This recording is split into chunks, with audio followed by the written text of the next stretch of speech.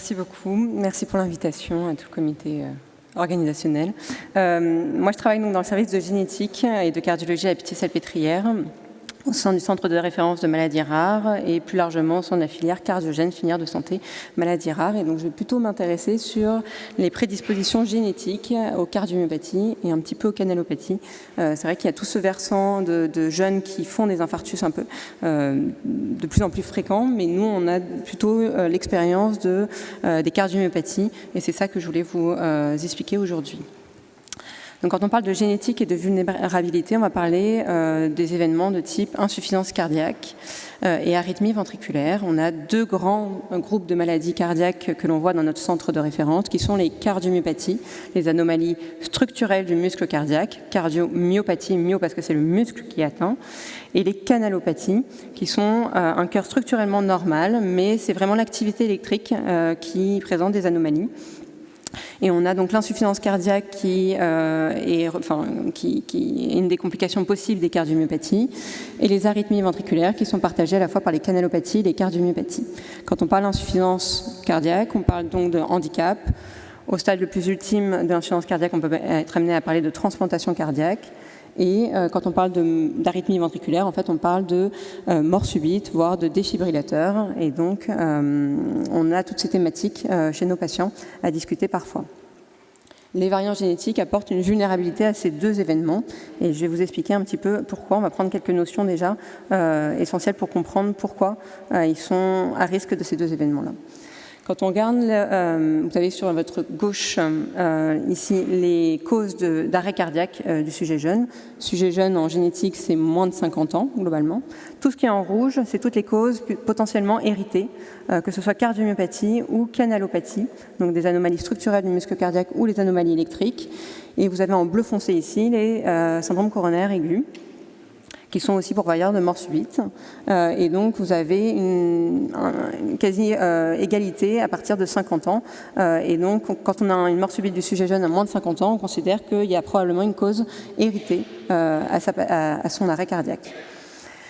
Pour comprendre un petit peu les cardiomyopathies, c'est le grand groupe de maladies. À l'intérieur, vous avez des sous-catégories. C'est assez simple. Le cœur est trop gros, c'est une cardiomyopathie hypertrophique. Le cœur est dilaté, c'est une cardiomyopathie dilatée. On a la cardiomyopathie du ventricule gauche non dilatée, donc on appelle aussi la cardiomyopathie arythmogène. Si on a un ventricule droit qui est atteint avec des arythmies, on est sur la cardiomyopathie arythmogène du ventricule droit.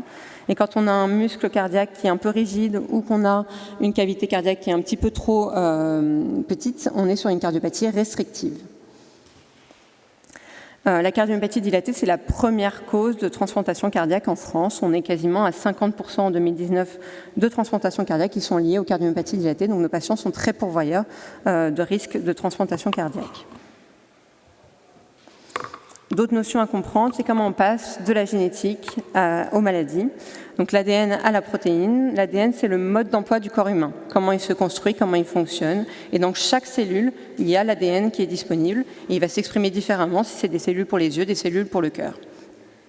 Et la cellule, elle part de l'ADN, c'est un code génétique qui est schématisé par ces 4 lettres, ATGC, et toute une succession de lettres, qui est segmenté sous forme de gènes. Chaque gène, c'est un chapitre pour fabriquer des protéines. Et il y a différents types de protéines dans la cellule cardiaque. Il y a des protéines qui sont des canaux qui permettent de rentrer et faire sortir des ions, qui permettent de faire l'activité électrique de la cellule.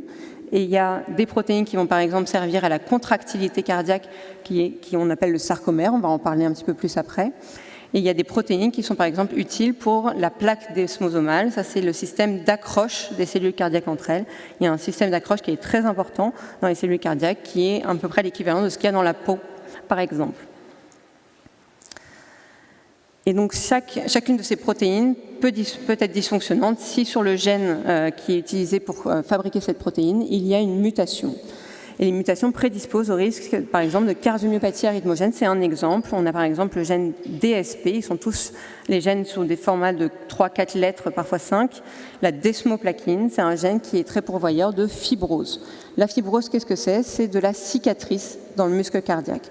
Le muscle cardiaque, c'est fait de cellules, des cardiomyocytes, qui sont contractiles. et c'est la contraction de chaque cellule qui permet la contraction cardiaque. Et la fibrose, c'est un autre tissu, qui est un tissu cicatriciel de remplacement. Quand il y a la mort cellulaire, la mort de cellules cardiaques, c'est remplacé par de la fibrose. Et donc desmoplaquine, c'est un gène qui est important pour la cohésion des cellules cardiaques entre elles, pour le desmosome, pour que les cellules cardiaques elles soient bien attachées les unes aux autres. Et quand il y a des mutations dans ces gènes-là, les cellules cardiaques ont tendance à se détacher, à mourir et à être remplacées à ce moment-là par de la fibrose. Et on le voit ici, c'est sur des cellules, c'est sur des cœurs de souris. Quand on le regarde chez l'homme sur des IRM, on voit un pattern spécifique, que ce soit pour desmoplaquine ou FLNC, filamine C, de fibrose qui va entourer le cœur, et ça va diminuer la contractilité et favoriser des arythmies. Et comment ça favorise des arythmies? En fait, l'activité électrique, elle a une direction préférentielle dans le cœur. Elle va partir, pour que la contraction se fasse bien de la pointe vers la base et que ça éjecte le sang par la voie d'éjection, il faut que l'activité électrique elle arrive dans un certain sens. C'est ce qu'on appelle l'anisotropie de conduction. C'est une direction préférentielle de l'activité électrique. Et la fibrose, elle vient briser cette anisotropie. En fait, elle fait un méandre comme un labyrinthe où se perd l'activité électrique et elle va ressortir à un instant, sous forme d'extrasystole, un petit battement en plus qui peut déclencher dans certaines conditions une tachycardie ventriculaire ou un arrêt cardiaque.